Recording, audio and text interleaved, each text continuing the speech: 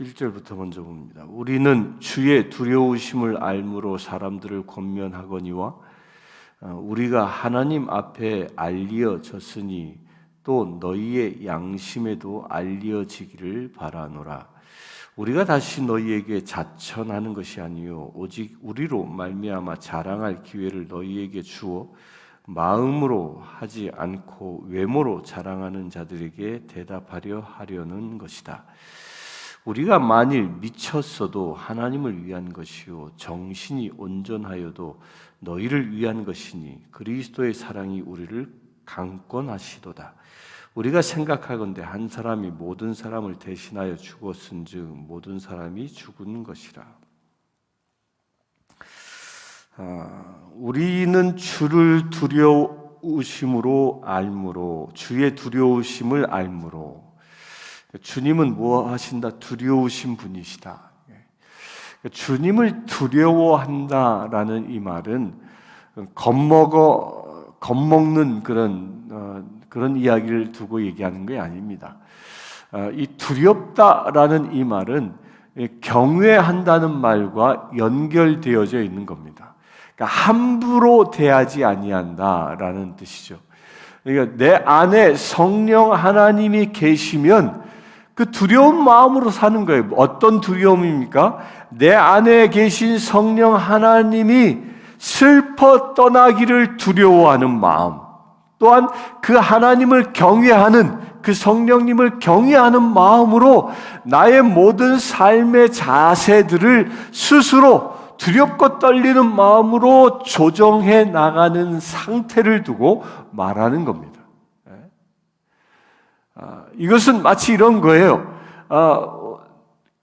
우리가 교통법규를 지켜도 교통경찰이 앞에 있으면 교통법규를 어기지 못하지 않습니까? 왜? 두려워하니까. 그러니까 모든 것을 스스로 잘 점검해 나간다라는 것이죠.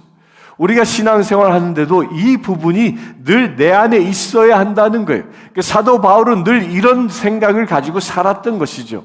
내 안에 성령 하나님이 계시기 때문에 함부로 생각하지 않고 함부로 행동하지 않았다는 겁니다.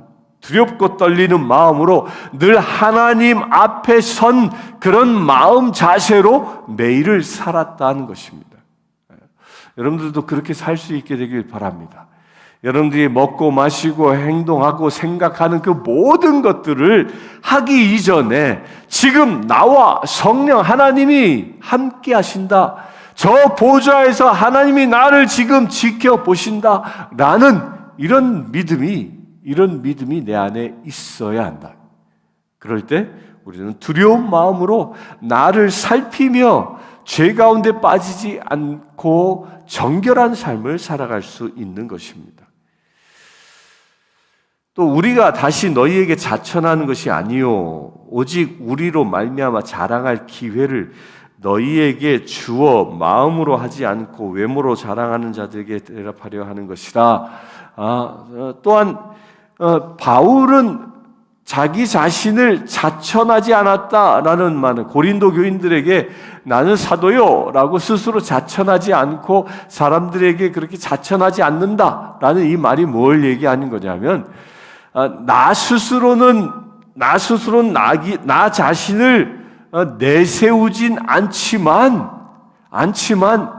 나의 복음을 들은 너희를 통하여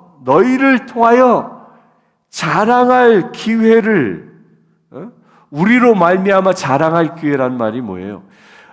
내가 너희에게 전해진 복음을 통해서 그 복음을 자랑할 기회를 너희에게 주겠다는 거예요. 곧 너희에게 복음을 전한 나 자신이 너희들의 입술을 통하여 자랑스러운 존재가 되기를 원한다는 겁니다. 이것은 훌륭한 스승을 만났을 때 그 스승 앞에 교육을 받은 사람이 그 스승을 자랑하는 것과 마찬가지인 거죠. 여러분들에게도 그와 같은 일이 일어나길 바랍니다. 여러분들이 말하는 말과 언행을 통하여 그 언행을 보고 들은 사람들이 여러분들을 통하여 그 사람들이 변화되어져 그 누군가가, 변화되어진 그 누군가가 여러분들이 자랑거리 되어질 수 있게 되길 바랍니다. 이게 사도 바울이 바라고 있었던 바입니다. 나 스스로 자랑하는 게 아니라 복음을 들은 자가, 복음을 전해준 사람을 자랑할 수 있는 이런 관계가 우리 성도들 간의 관계임을 말합니다. 그래서 우리 성도들은요, 서로가 서로를 자랑할 수 있어야 합니다. 내가 나를 자랑하는 게 아니라 우리 교회에 모이면 상대를 서로 자랑할 수 있는 그런 관계, 그렇게 서로 영향력을 주고받을 수 있는 관계가 우리 성도들 간의 관계라는 겁니다. 부흥하는 교회의 특징을 한국의 교회 성장학자들이 찾아보았는데, 그 중에 하나가 뭐냐면 성도들이 교회를 자랑하고, 성도들이 또한 그 목사님을 자랑하고, 또한 성도들끼리 서로가 서로를 자랑해주는, 누구에게? 세상 사람들에게. 그렇게 서로가 서로를 자랑하는 교회가 부흥하는 교회가 된다는 것입니다. 우리 교회도 그렇게 될 수 있게 되길 바랍니다. 우리가 성도가 성도끼리를 바라보면 허물을 보는 게 아니라 그 아름다움을 보고 자랑할 수 있게 되길 축원합니다. 13절, 우리가 만일 미쳤어도 하나님을 위한 것이요 정신이 온전하여도 너희를 위한 것이니 그리스도의 사랑이 우리를 강권하시는도다. 우리가 생각하건대 한 사람이 모든 사람을 대신하여 죽었은즉 모든 사람이 죽은 것이라. 그가 모든 사람을 대신하여 죽으심은 살아있는 자들로 하여금 다시는 그들 자신을 위하여 살지 않고 오직 그들을 대신하여 죽었다가 다시 살아나신 이를 위하여 살게 하려 함이라. 우리가 미쳤다. 누구를 위하여? 하나님을 위하여 미쳤다. 여기서 미쳤다라는 것은 자기의 모든 생각을 내려놓았다라는 것입니다.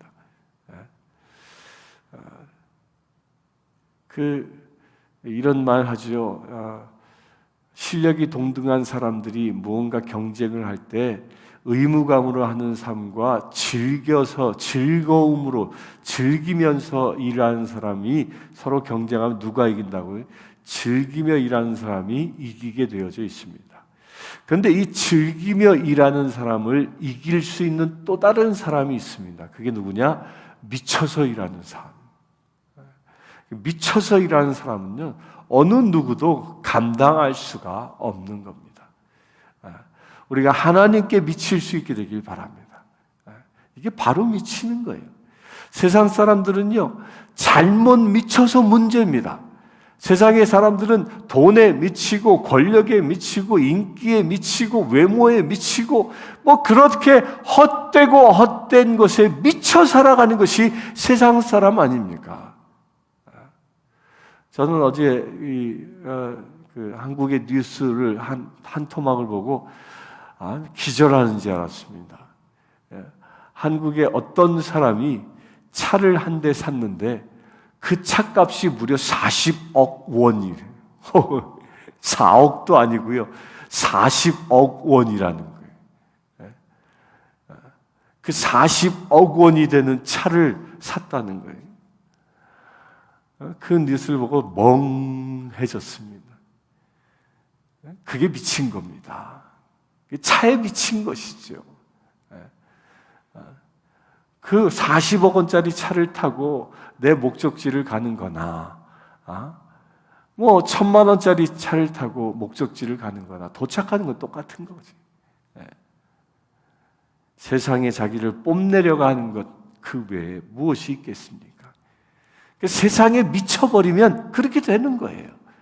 헛되고 헛된 것에 그렇게 버려버리게 되는 것이죠.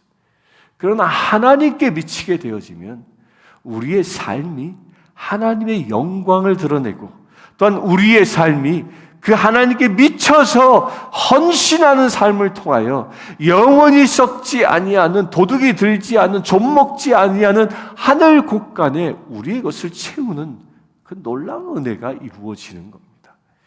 우리 세상에 미치지 마시고 하나님께 미칠 수 있게 되길 바랍니다. 16절.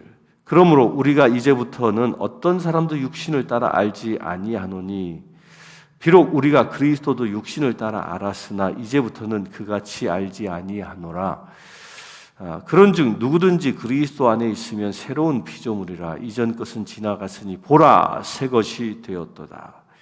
모든 것이 하나님께로서 났으며 그가 그리스도로 말미암아 우리를 자기와 화목하게 하시고 또 우리에게 화목하게 하는 직분을 주셨으니 곧 하나님께서 그리스도 안에 계시사 세상을 자기와 화목하게 하시고 그들의 죄를 그들에게 돌리지 아니하시고 화목하게 하는 말씀을 우리에게 부탁하셨느니라. 이렇게 하나님께 미친 자의 모습이 무엇이냐? 그 하나님께 미친 그 첫사람이 누굽니까? 하나님께 미친 첫사람이 바로 예수 그리스도이십니다. 그분은 하나님의 아들임에도 불구하고 그 아버지를 향한 뜨거운 사랑으로 자신을 전부 불태워버린 그런 미친 삶을 산 것이죠. 그래서 그분은 하늘의 보좌를, 그 영광스러운 보좌를 버리시고 이 땅에 내려오셨습니다. 그것도 가장 낮고 천한 마국간에 내려서 그곳에서 태어나셨던 것이죠. 그 또한 태어나서 온 세상 사람들의 축하를 받는 것이 아니라 헤롯 왕에 의하여 죽임의 위협을 받아 그 어린 나이에 에집트까지 먼 길을 여행해야 하는 그 고난의 삶을 어려서부터 살았던 사람입니다. 더욱이 그분은 어떻게 했습니까? 우리의 죄를 대신 지시기 위하여 저 십자가에 죽는 그 어마어마한 고통까지도 감내하셨으니 그것이 어찌 미치지 않았겠습니까? 미치지 아니하고는 도무지 그 일을 행할 수 없다라는 것입니다.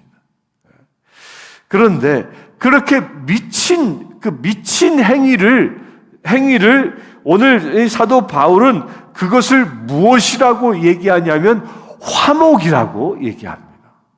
화목을 위해서 그렇게 미친 행위를 하고 있는 것이라는 거예요.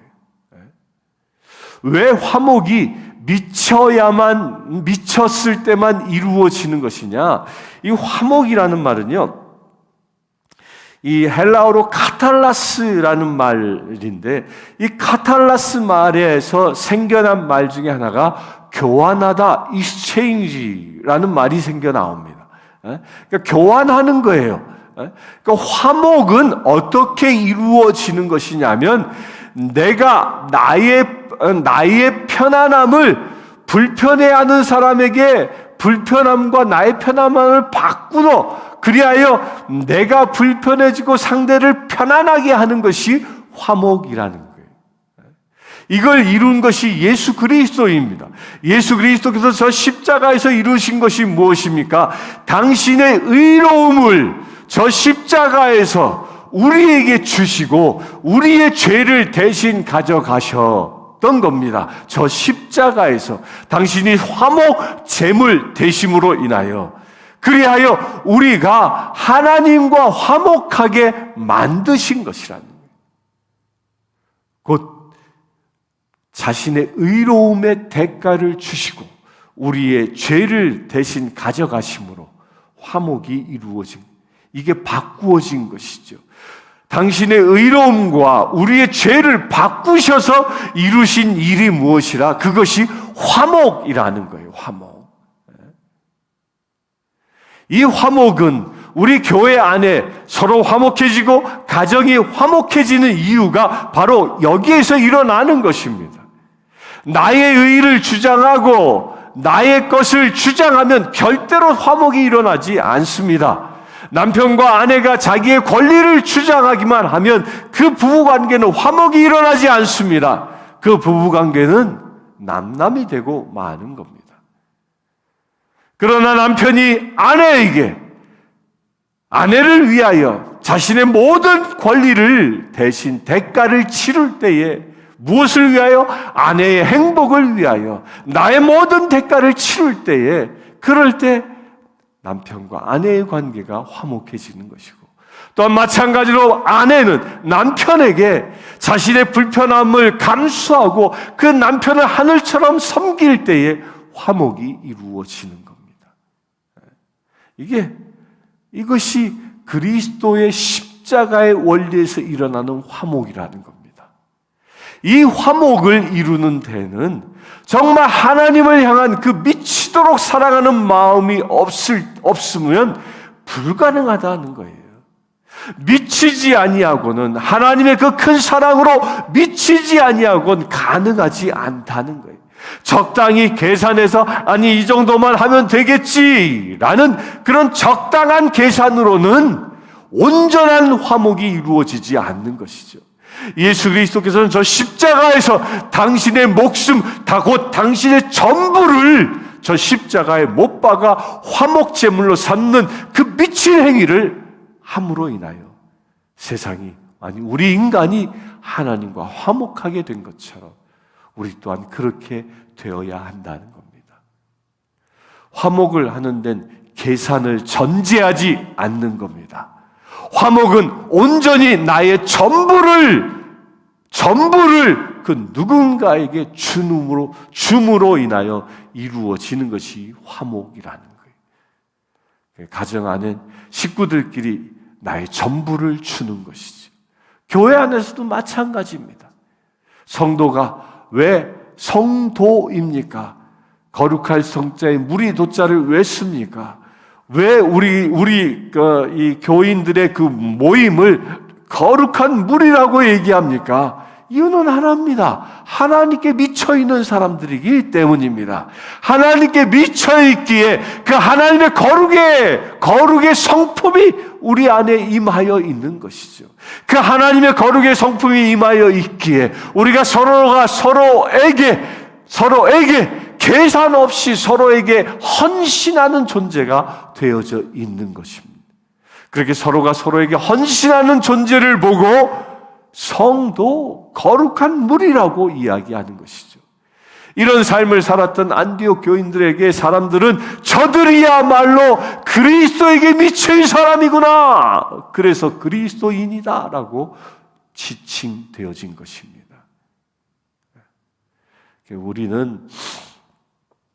우리 이 새벽을 깨우시는 사랑하는 성도님들, 여러분들은요, 왜 이 피곤한 몸을 이끌고 그 새벽을 깨우며 기도하겠습니까? 이유는 하나입니다. 여러분들은 예수님에게 미쳤기 때문입니다. 아멘이십니까? 예수님에게 미쳤기 때문에 저 예수님이 가신 그 길을 우리도 따라가는 것이죠. 예수님께서 저 화목제물 되셔서 당신의 전부를 십자가에 못 박으신 것처럼 우리도 화목제물로 세상을 화목케 하는 자로 나의 모든 것을 내놓는 그런 존재가 저와 여러분들이라는 것입니다. 세상 사람들은 give and take입니다. 그런데 give and take를 할 때 무엇입니까? 동등한 가치를 주고받는. 그러나 우리 그리스도인들은 절대적으로 손해보는 give and take를 하는 것이죠. 나의 가장 좋은 것을 주어 상대를 섬기는 것. 그가 비록 나에게 가장 악한 것을 줄지라도 섬길 수 있는 것. 이게 그리스도인인 것입니다. 예수님께서 가장 좋은 영원한 생명을, 당신의 생명을 우리에게 주시기 위하여 우리의 죄를 취하신 것처럼 죄와 당신의 의를 익스체인지 하신 것처럼 우리가 서로가 서로를 이렇게 섬길 때 온전한 화목이 일어나는 것입니다. 20절, 21절 봅니다. 그러므로 우리가 그리스도를 사신이 되어 하나님이 우리를 통하여 너희를 권면하시는 것 같이 그리스도를 대신하여 간청하노니 너희는 하나님과 화목하라. 우리가 그리스도를 대신하여 사신이 되어 곧 우리 바울의 일행들이죠. 그 일행들이 어떻게 살았다고요? 그리스도를 대신해서 살았다. 그 대신해서 살아서 하나님과 화목하게 한 것처럼 너희도 서로 하나님과 화목하라. 21절, 하나님이 죄를 알지도 못하신 이를 우리를 대신하여 죄로 삼으신 것은 우리로 하여금 그 안에서 하나님의 의가 되게 하려 함이라. 하나님의 예수 그리스도는 죄를 알지 못하는 거룩하신 분인데 그 거룩한 대가를 지불하여 우리의 죄를 대신 가져가셨다라는 겁니다. 그로 인해서 우리가 어떻게 하나님의 의로운 자 되어졌다는 겁니다. 사랑하는 성도님들, 여러분들이 그렇게 하나님의 의로운 자 되어진 것처럼 여러분들을 통하여 예수 그리스도의 의가 나타날 수 있게 되길 축원합니다. 함께 기도하겠습니다. 주 아버지 하나님, 예수 그리스도께서 화목제물 되심을 우리가 보았습니다. 우리 또한 이 시간 화목제물 되어지기를 원합니다. 예수님처럼 저 십자가에서 나를 못 박아 세상을 살리는 자 되어지기를 원합니다. 주님, 그 대가를 치르기에 아주 기쁜 마음으로 치를 수 있는 우리 되길 원합니다. 세상의 것에 미쳐 살아가는 자가 아니라 오직 하나님께 미쳐 살음으로 인하여 하나님 앞에 화목제물 되어지는 거룩한 우리의 삶이 되게 하여 주시옵소서. 우리 주 예수 그리스도의 이름으로 기도드리옵나이다. 아멘. 지금 우리 주 예수 그리스도의 은혜와 하나님의 크신 사랑과 성령님의 감화감동 교통 치유하심이 이 시간 예배하는 주의 사랑하는 모든 지체들 위해 지금부터 영원토록 함께 하실지어다. 아프리카 케냐의 마소교교의 고아원생 스테이시는 여자아이입니다. 스테이시는 초등학교 진행을 희망합니다. 장래 간호사가 되는 것이 꿈입니다. 이 아이는 매달 학비와 점심 식사 비용으로 30불이 필요합니다. 이 아이의 후원자를 찾고 있습니다.